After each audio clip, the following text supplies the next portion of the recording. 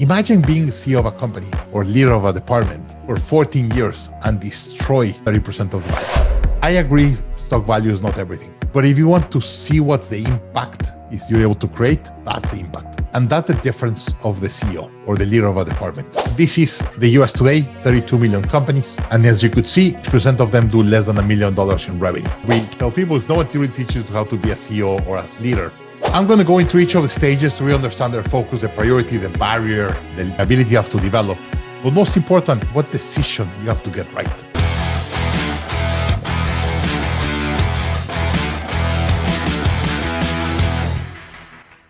There's two types of CEOs or leaders that we see. One is John, John is trying to convey something and one person is following. This one is not even connected. This one trying to copy what's going on and this one's not even looking at. So that's the way it feels when you're trying to come with your team and message what you want to do. And then the other one is someone like Satya Nadella. That, by the way, I am a huge fan of Mac. My iPad, my iPhone, I'm teaching on a Mac computer. I live on the Mac ecosystem. I am the CEO of Microsoft, you can imagine. I really believe he's one of the best CEOs, probably top 3 best CEOs we have today in the world. And I could show you a lot of improvements in the company, but we always go to hard KPIs. And I want to use a KPI that I think is very apparent. This is the stock of Microsoft since it started. And Bill Gates took it from zero to around $50 a stock. And then Steve Ballmer was the CEO for 14 years of the company and then leaves in 2014. And 2014, Satya Nadella gets the company. So Steve Ballmer was the CEO for 14 years. When he left, the company was worth 30% less than when he came in. Imagine being CEO of a company or leader of a department for 14 years and destroy 30% of the value. And then you get Satya Nadella that takes it and multiplies by 6 in the next 5 years. I agree, stock value is not everything. But if you want to see what's the impact is you're able to create, that's the impact. And that's the difference of the CEO or the leader of a department. If you're the right leader, the impact you could have in your company is 10x. So really important to see this. And here I ask, like, the choice is yours. You could decide what kind of leader you want to be or what side of the leadership side. And the first thing I hear is I'm alone. It feels very lonely at the top. I'm the only one taking decisions. It should not be that way. We're building a community of leaders like you that wants to learn from the best, but also want to learn with the best. And I hear this all the time. Daniel, the videos with Vern and all the other leaders were great. Then the coaching calls can give me a format and help me get unstuck. But when I really got it is when I heard another leader of another company saying, this is the problem we're having. This is why we learned this, and this is how we implemented, or this is how it had an impact on our company. And that's when I get it.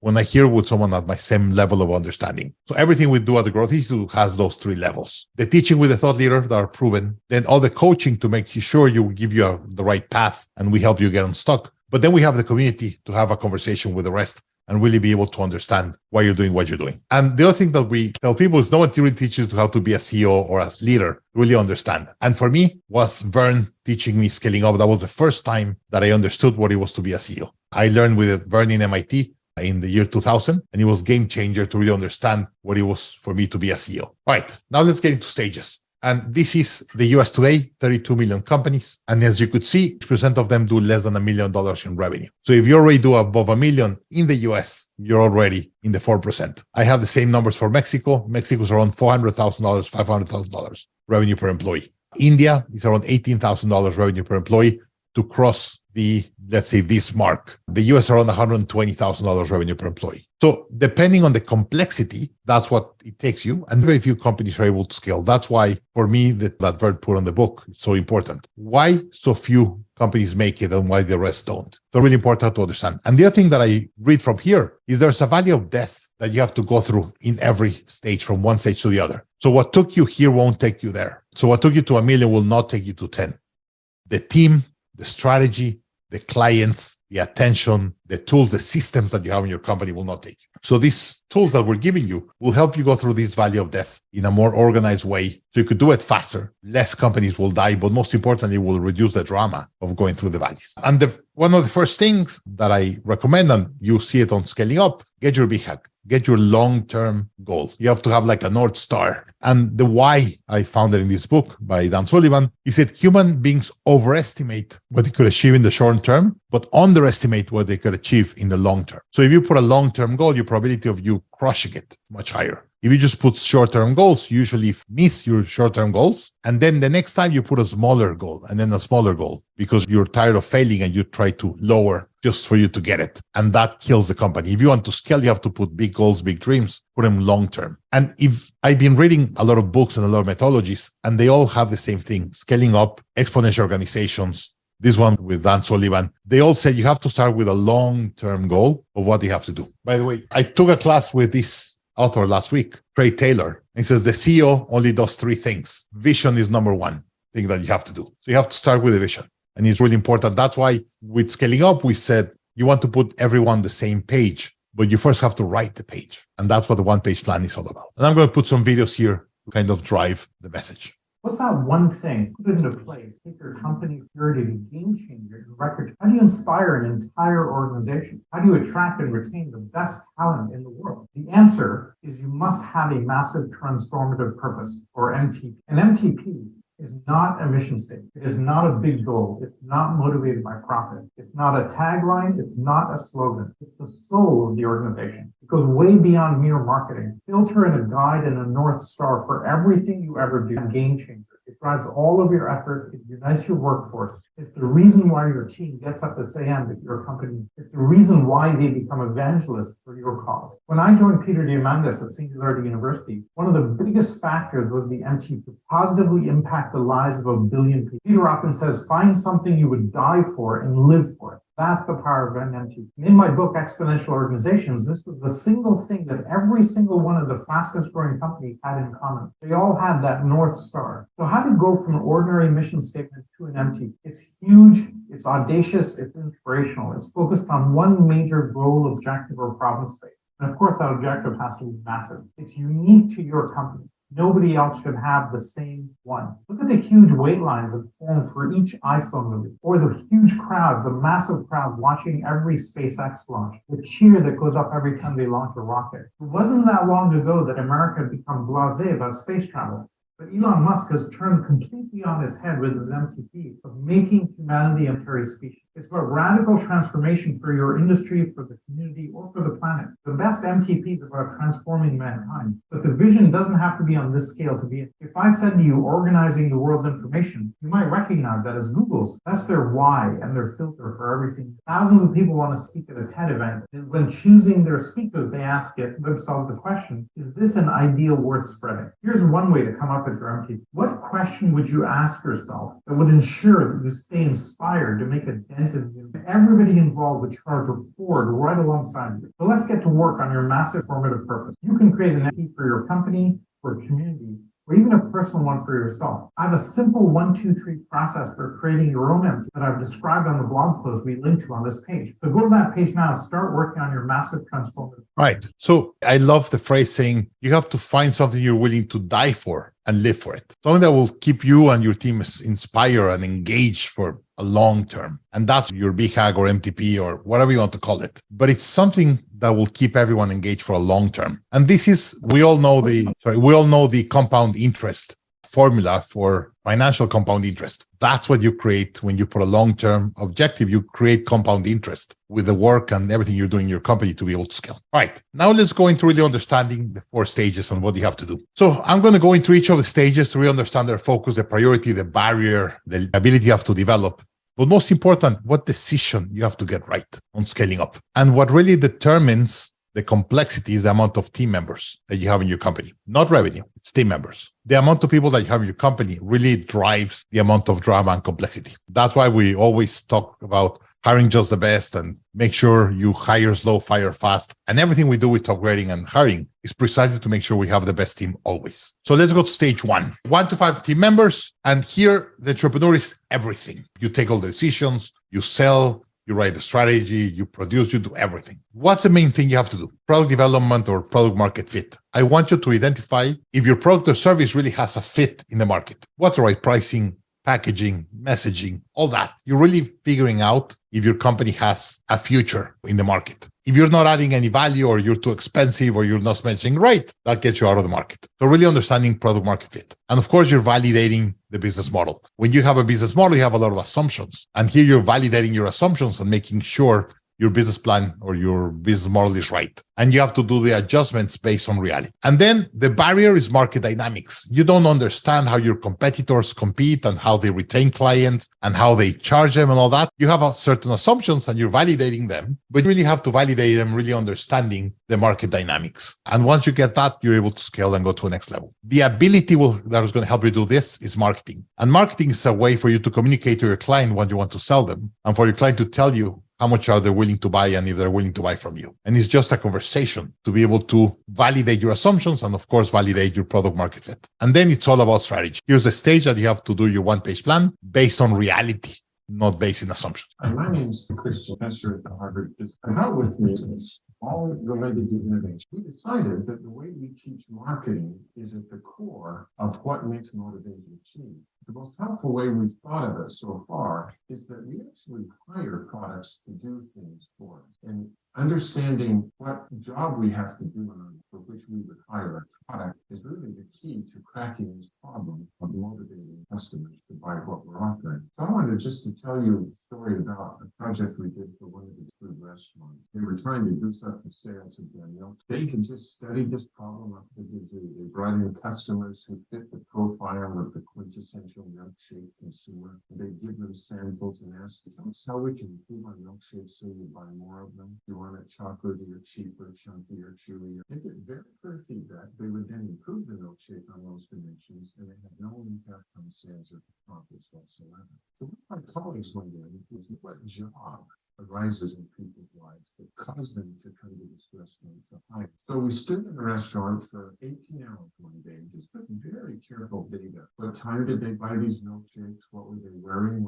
Did they buy other food with it? Did they eat it in a restaurant or drive off with it? It turned out that nearly half of the milkshakes were sold before 8 o'clock in the morning. The people who bought them were always alone, the only thing they bought, and they all got in the job they were trying to hire it to do. We came back the next day and stood outside the restaurant so we could help these folks as they left shake in hand. And in language that they could understand, we essentially asked sort this point, what job were you trying to do for yourself that caused you to come here and hire and struggle to search? So we then helped them by asking other questions like, think about the last time you were in the same situation, needing to get the same job, but you didn't come here. Daniel, we have some messages in the chat saying the audio is not working great. Yeah.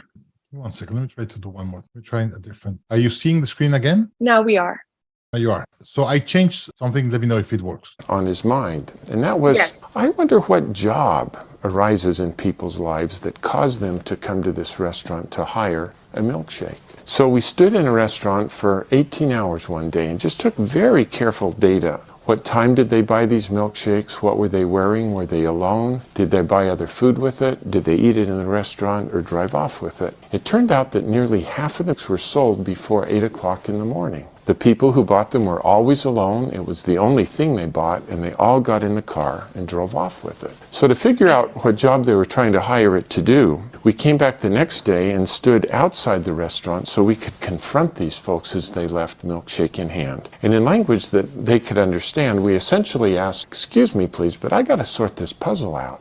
What job were you trying to do for yourself that caused you to come here and hire that milkshake? And they'd struggle to answer, so we'd then help them by asking other questions like, think about the last time you were in the same situation, needing to get the same job done, but you didn't come here to hire a milkshake. What did you hire? And then as we put all of their answers together, it became clear that they all had the same job to do in the morning, and that is they had a long and boring drive to work.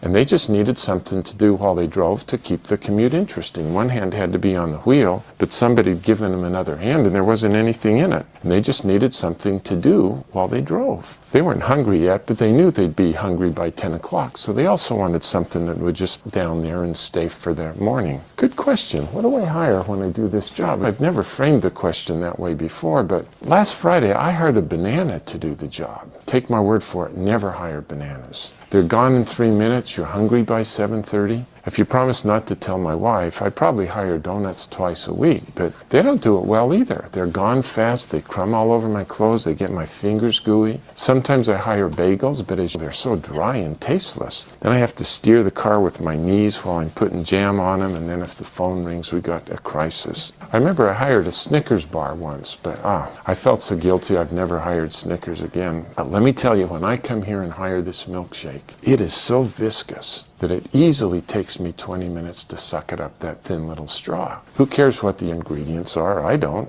All I know is I'm full all morning and it fits right here in my cup holder. It turns out that the milkshake does the job better than any of the which in the customer's minds are not Burger King milkshakes, but it's bananas, donuts, bagels, Snickers bars, coffee, and so on. But I hope you can see how, if you understand the job, how to improve the product becomes just obvious. I love this video. I think it's one of the most important things online out there. Precisely because of that. Usually, we don't know exactly what the client is buying our product for. And we assume what we're doing. As an example, when we discuss Growth Institute, that's why in our logo, you see scale, impact, reduce drama. What is never going to change, you as leaders, as human beings, will always want to do things more efficient, more impact, make more money, serve more customers, give a bigger value to the market, and you want to reduce drama. And those things give you freedom. You will feel great with yourself if you continue to grow and you have less drama. That's it. And it took us years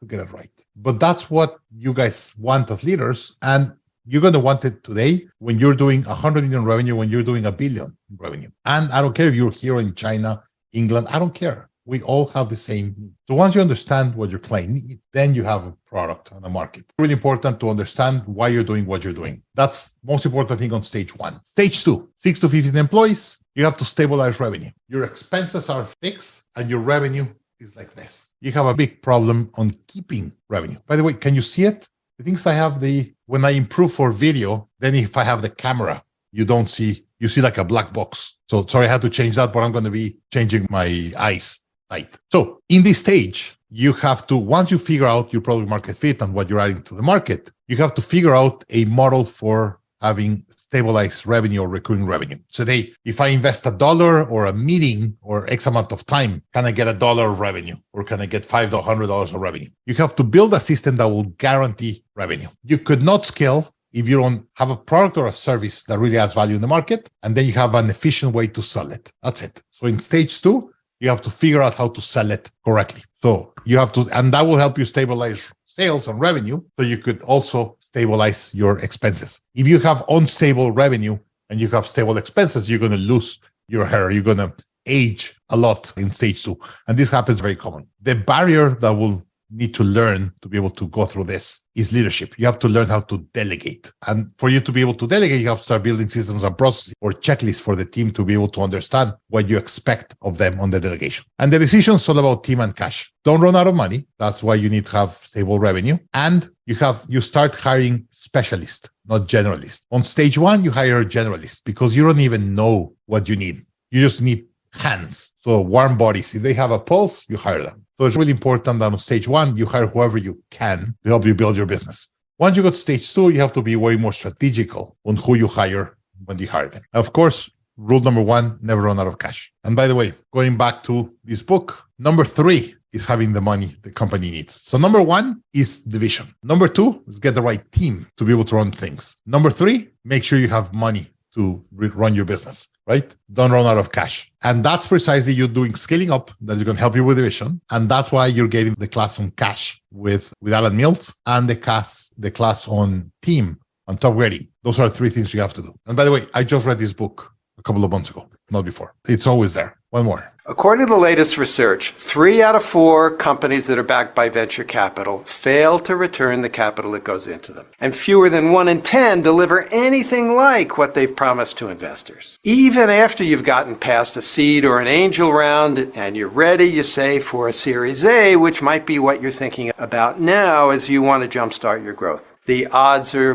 very bad. I want to get you to abandon what I believe is a misplaced idea that a VC or a private equity investor should be your first port of call if you want to jumpstart your company's growth. Where should we start? First, you and I know that we've been taught over the last generation or so that the way to kickstart the growth of a good business is really simple, right? Number one, identify a terrific new product or a new market, develop a strategic plan to tap that new market or introduce that new product, find an investor to give you the money you need, and voila, soon you're going to be rich. Guess what? It hardly ever happens that way. Instead of getting the money you need from a VC or private equity investor, I hope to convince you that you should do what Bill Gates and Paul Allen did, and what Michael Dell did too. Get your growth capital. I'm talking about revenue here, not giving away equity. Get your growth capital from your customers. Get your growth capital with your customers. John Mullins, an advisor of us, and he has a course with us. He said, Daniel, it's easier to convince one investor to give you money than convince 1,000 clients to buy your product. The entrepreneurs that do the hard thing in figuring out how to convince 1,000 clients to buy from them usually is much easier to scale because you really understand the value and understand how to provide them value. Of course. Stage 3. Now this is scaling phase. And by the way, I am working with this model. We're breaking the stage 3 in 2. One's going to be 16 to 80, 100 employees, and the other one starts on around 80, 100 to 250. So I'm going to divide it because the first part is the valley of death of stage 3, and the second part is the scaling phase of stage 3. Here you start defining the industry. If you don't do something different than your competitors, better than your competitors, why they're going to come and buy with you? So you have to have an innovation, a pricing, a way of selling something that you're doing different so people will come and buy from you. Here you have to find your competitive advantage and use it to go to market. It has to be worth it for your market. So here you're defining the industry because you're bringing new product, innovation, new technology,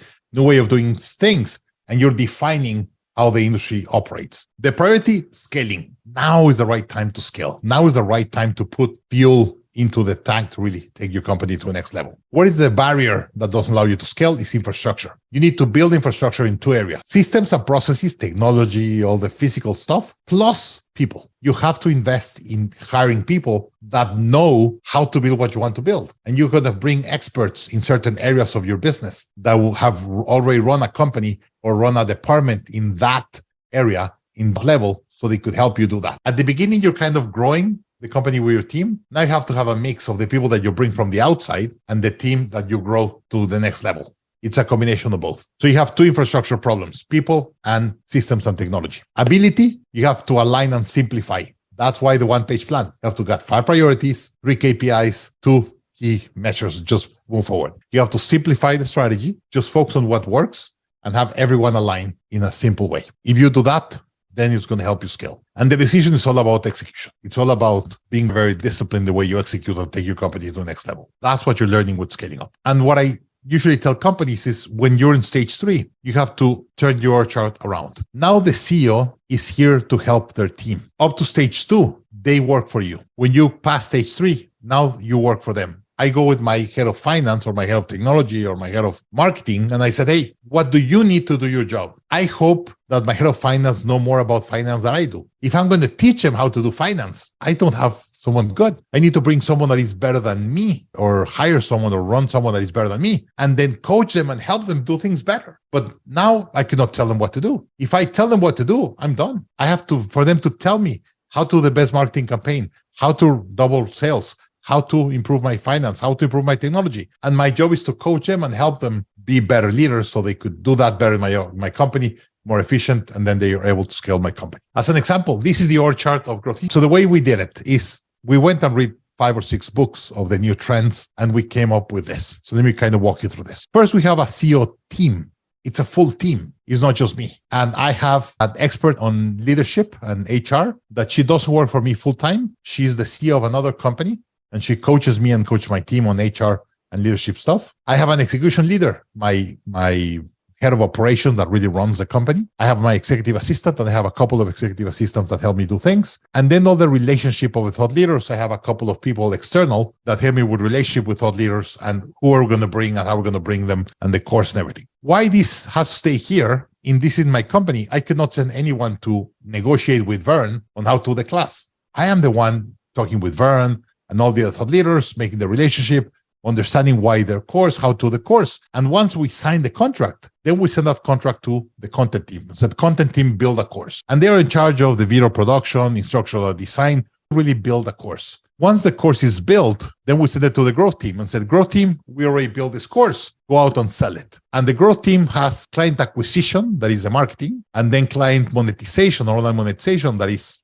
sales. And so this is my sales and marketing department. And their job is to grow. And once you sign with Growth Institute, then you're sent to this team, customer success team, that Luisa is part of that team. Luisa's job is that you get what we told you bought from us. If you buy a class and you buy certain objectives that you want to accomplish, it's a success team responsibility to help you be successful with the course and content that you take with us. And that we have the user experience, webinar coordinator, user coach, all of the implementation and going through the courses. And then we have some support teams, technology, finance, the rest for this to work. That's how we work in our team. We have to elevate or innovate our business org chart to really understand what's the right people, structure, and what do we need to accomplish to become here. And here, let me stop and put something that is important. As business leaders, we always said, I want to be $100 million company. I want to accomplish that. I want to have this goal. And then my question when I'm coaching leaders is, who do you have to be that, right? Who do you have to become? I'll give you an idea. This year, I put as one of my goals, I just started a channel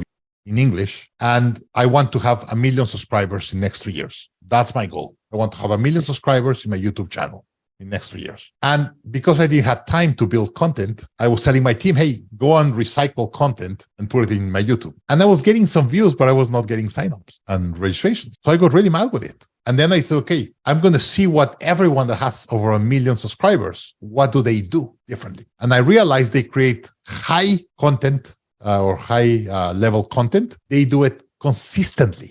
They post at least twice a week, really good content done for YouTube, not done for something else that they're going to use for YouTube. No, they do it for YouTube. And I start seeing what all of the successful people in YouTube did. And I say, okay, who do I have to become as a producer of content for me to have 1 million subscribers? And it's a completely different thing. Now I'm working on who I have to become as a content producer for them to demand or be able to have 1 million people subscribe and following me. That's what I'm asking. So who do you have to become as a team to accomplish the goals you're trying to accomplish? Once you get that clear, it's very easy to accomplish the goals. If I am an amazing content provider and I do videos every day and I consistently add value and have all these things, the probability of me having 1 million subscribers is very high, but I have to get to that. So who do we have to become to make that? And then another of them is Scott Farquhar. He's one of the billionaires in Australia. He was a billionaire before 30 with his company Atlassian. And he's a big user of scaling up. And he said it takes the kind of discipline and focus to scale up a company. Discipline and focus. You get your goal and you have to have the discipline and focus together. And this is how a company that scales looks like. You have a lot of discipline and focus to do that. You first have to build a great boat and then be able to execute that boat very efficiently. Let me stop here. And I know I'm taking a little bit longer of what I wish, but for me, scaling up is like the whole of your boat,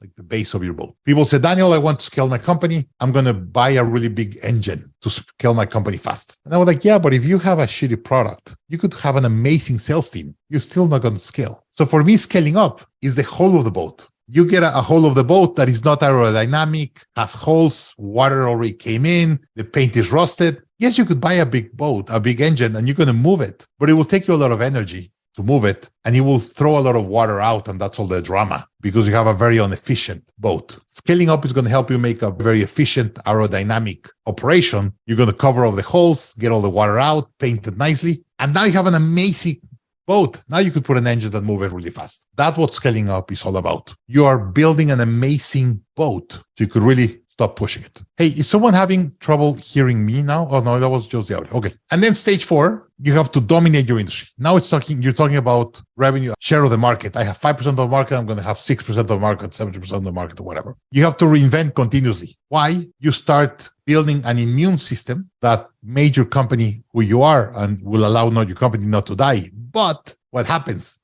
You don't want to change. No, don't change it. That's the way we've been doing things. And if you stop changing, you stop improving, the company is going to die. So the company gets in a comfort zone, and your job is to get that people, the team and everyone out of the comfort zone and continue innovating and improving. And then you have to learn how to adapt. You're the change catalyst, but get the company to adapt the fastest to all the changes and improve consistently. And then you have to take the 4 decisions, right? Team, strategy, execution, and cash. That's why scaling up, we tell you that you have to meet every quarter and choose a priority and focus on your priorities every quarter. And then you're going to go up like a spiral. And I'll just talk quickly, last 10 minutes about your team. and then we'll open for Q&A the last 10 minutes. So how does your team members look and how do you have to train them on? First, frontline employee, they're an employee, they have a boss and they don't have anyone working below them, let's say in an orchard. Train them on their know-how. If they're in sales, train them in sales. In their customer success, train them in customer success. Train them in what they have to do better. Second, train them on focus, to be focused. Imagine it's tough to do the same thing all the time for 8 or 10 hours a day. Help them to be focused and engage on that.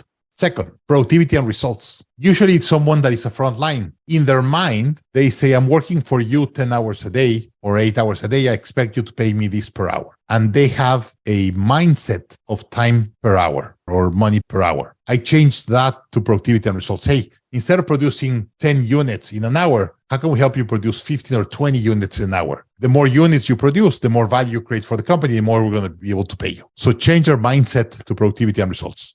And of course, humility or cultural adjustment, core values for them to operate the way you want them to operate, even if you're not there. So when people ask me, hey, Daniel, what is culture for you? Culture is how I want my team to execute when I'm not in front of them, when I'm not in the room. If they execute with the highest quality, best core value, always doing the right thing, then I did my job. So how can I help them execute the best when I'm not there? So many people get into sales because they're good on their feet.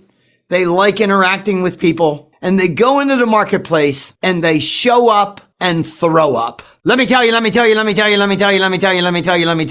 Come on. People do not want to be sold. I put it this way. The shortest course on sales is actually just 4 words. Ask questions and listen. I look at anybody in life and say, do you enjoy having somebody sell you something? And every single one of them says, no, I hate that. Then my advice, anyone that wants to be a professional at selling, is to do this. Quit selling. Now, I'm a sales guy, what am I supposed to do? Let's change the definition. Here's one I like. Help them to buy. The subtle difference between selling someone something and helping them to buy is profound. So now I go to the base of the pyramid. Help them with their needs. Help them with their opportunities. Help them with their problems. Help them be more successful. Help them make more money. If you help people with their needs, opportunities, and problems, heck, they'll give you the business. Now, if you're going to help someone with their needs, opportunities, and problems, it's very basic. You need to figure out what they are. And if you're going to figure out what they are, the only way you're going to do that is by asking questions. This is, you have to help them. Don't just say, hey, so many. Here's go and sell. No, you have to train them on how to sell better. Those are the kind of skills you have to train someone in sales. And I just use sales as an example, but train them on what they have to do and how to do that better. Help them to do the best version of themselves in that area. All right, first-time leader, someone that becomes a leader, foreman, supervisor, superintendent, however you call it. Teach them how to listen. The big thing from being an employee to a leader is you need to learn how to listen to your team, ask questions. Listen, pattern recognition. They understand what are the patterns. Say, hey, we've been trying this and it's not working, or we were doing this way and we could do it this other way. See the pattern recognitions. Be able to bring the data. Those are the ones capturing the data and putting the data up for you to be able to take decisions. High performance team, how to really build a team that now it's all about team development. And of course, how to grow their team. So it's all about listening, getting data and managing the team and learning how to manage a team better. Now, stage 3, you see now the structure changes dramatically. Now they're departmental managers. They manage through other managers. They're a leader of leaders. So identify key personnel for the key position. You have to understand the correct team players in the correct position. Now you understand how to build teams and be more strategic about it. How to develop other leaders. In the first one is how to develop a good employee. Now you have to develop leaders. It's a completely different format and mindset where you have to be. And then understand the big picture of the company with other departments. I expect the leader in operations will go directly with the leader of finance, have a conversation about finance, not just complaining. If they want to solve something, they want to go with another manager, another department to solve things. And then prevention. They're the ones seeing the data and raising their hand and said, hey, there's something here that is not working. Let me tell you what I'm seeing. I need help fixing it, or I think we need to get our hands dirty in fixing this. And then now they become a satellite around the organization. The day-to-day runs without them. And that's C-level executives, like presidents, or however you want to call them. And they are all in the people business. We're all in the people business. The one thing they have to know is really how to manage people, how to do change management right, how to understand the global vision of the company with our competitors and other companies, and then systems thinking. Here you need to understand critical thinking. Here's where the MBA is very important. You have to understand critical thinking. That's why the case study format works so well. So athletes spend 90% of their time training and learning techniques and practicing so they could execute at their best when they're playing a game. In business, we do it the other way around. We execute 99% and try to learn with just 1%. Doesn't work that way. That's why we always challenge you. Are you being the right CEO or the right leader your company deserves? And we have been telling the story recently is, you want to be an amateur executive or you want to be a professional executive? If you go to sports, the amateur only does the fun things. The professional, they do what they have to do to execute at that level. So I'll show you a slide that I was playing here. Here you see an amateur playing and having fun with girls and just enjoying. And then you see a professional. It's completely different. The professional, they do what they have to do to win. So my question to you is, you want to be an amateur executive, a leader, or a professional and CEO?